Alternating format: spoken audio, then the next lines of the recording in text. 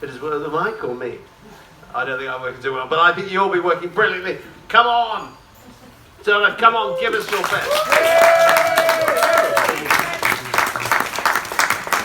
I feel the need to bounce it him. He's got that kind of old world charm going on, hasn't he? So, last time I came, I was a virgin. I'm not a virgin anymore. I popped the cherry. That's exciting. This is now the second comedy set. So now I'm cooking with gas, except there's only one problem. I had like 49 years to write the first comedy set and a week and a half to write the second one. So you're going to have to bear with me. I thought, like, now I've lost my virginity. I need a topic. Like comedians, they have topics. They have this thing they talk around. But like, what really pisses me off? Do you know what really pisses me off, right?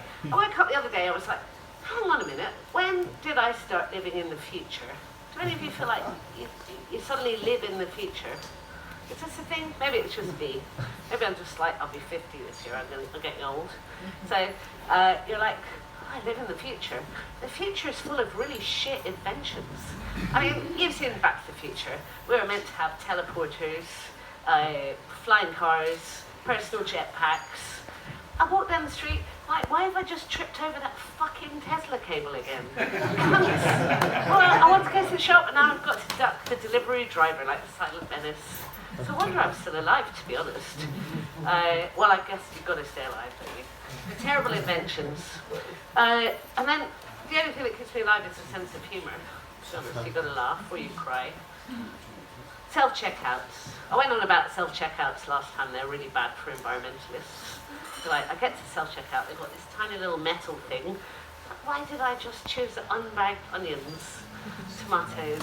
I've got 9 bits of broccoli here that is like single stems. I've got to try and balance them on this little thing and it's really embarrassing. And it's like old person can't use the checkout. And you always use it on the wrong side because some supermarkets are on the left and they're on the right. And you're like, I'm a moron. The future makes you feel like a moron. I always thought I was pretty smart till about 2020. I blame the pandemic, actually. And then you've got facial recognition, robot hoovers.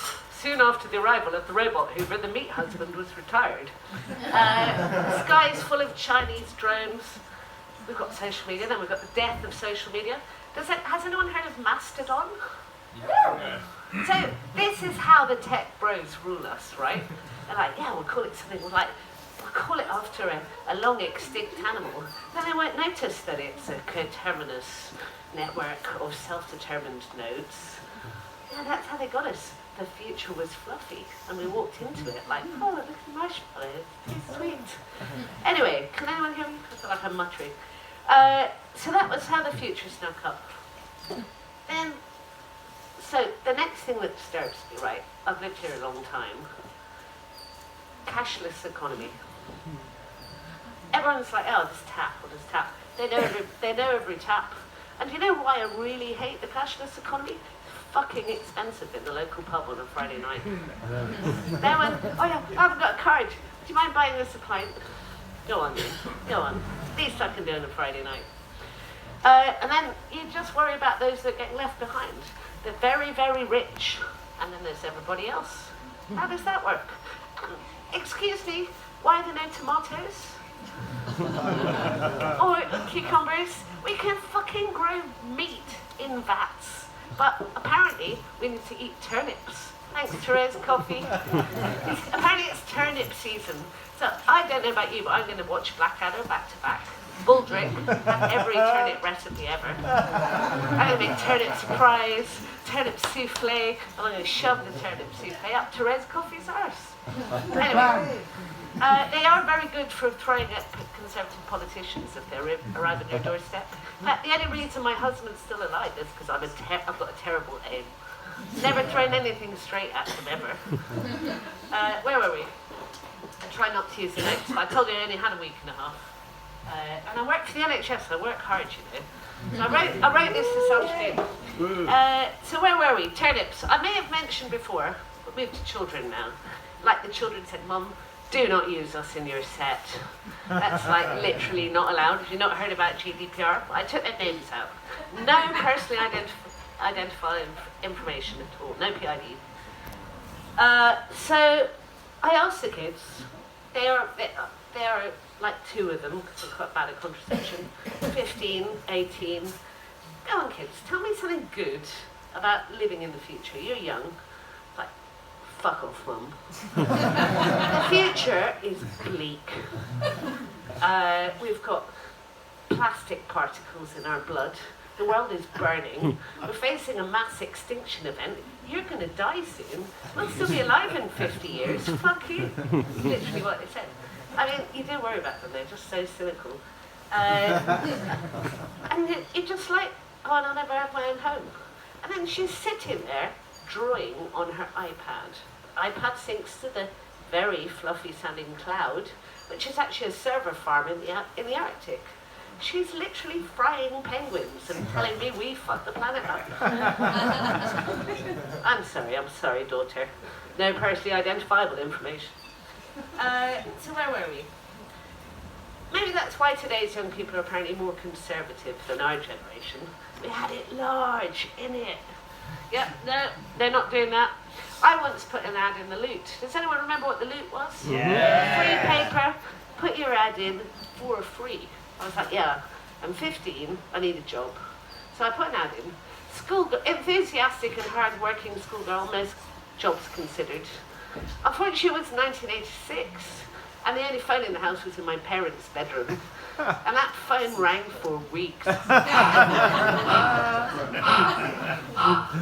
can you imagine any shabby teenager these days doing something that dumb? No, they're off getting groomed on the internet. Netflix and chill. Where were we? Oh, yeah, we were in the metaverse. I was going to write about the metaverse, but I decided to skip straight to the chase. Ignore the metaverse. And go straight to ChatGPT. Who's heard of ChatGPT? I mean, it's like the mot du jour, if I was going to be pretentious. It's any bit of pretension I'll do. But it's kind of interesting.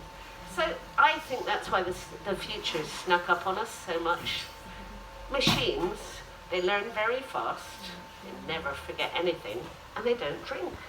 So we've been like drinking our sorrows for the last 2 years because pandemic.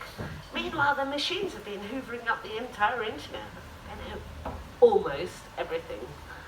Almost everything, but not quite.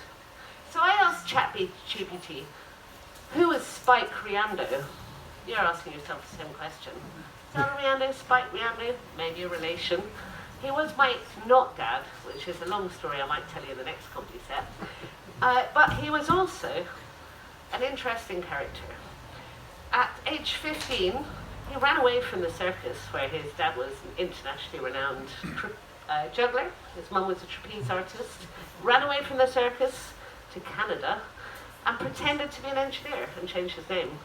Then invented racing cars and won the Grand Prix and did the Wall of Death on a motorcycle and had to be rescued from the Sahara Desert by the French Foreign Legion when one of his experimental vehicles got clogged up with sand. ChatGPT said he didn't exist. I reckon his story was so weird, ChatGPT just assumed it was fake news. I don't exist either, apparently. So what I did was I got ChatGPT to write this set. I asked it to tell me a joke. I said, ChatGPT, tell me a joke. And it said, why was the computer cold? It left all its windows open. That's a ChatGPT joke. So it's coming for your job, not my job. Comedian, as you can probably tell, is not my day job. I'm not going to be earning my living from it anytime soon. But what I have noticed, because mostly I write novels, it's fucking easy writing comedy sets compared to a novel. 1 hour, 50,000 hours. I don't know. I reckon you've got an equal chance of being good at either, especially with ChatGPT on your side. So, I need a straw poll. Hands up. Do you like living in the future? Or is it all a bit like, hey, Sarah, Sarah? It does feel like a bit of a race to the bottom sometimes, doesn't it? It's like everyone's in their little bubbles, looking at each other through screens. But all is not lost. Oh, no, we're going to go on to jobs. Has anyone got a computer-proof job? What do you do for a job? Oh, very sensible. hard to replace with computers. They work hard. What do you do for a job? Oh, you see, they will not replace you soon. Apparently the care jobs stay for the longest time. The jobs that are going are mortgage assessors, because computers are way more cold-blooded than humans. The machines will be driving our cars, cleaning our houses, collecting our rubbish, writing our newspapers, and our books, and making our art, because they're very good at art these days.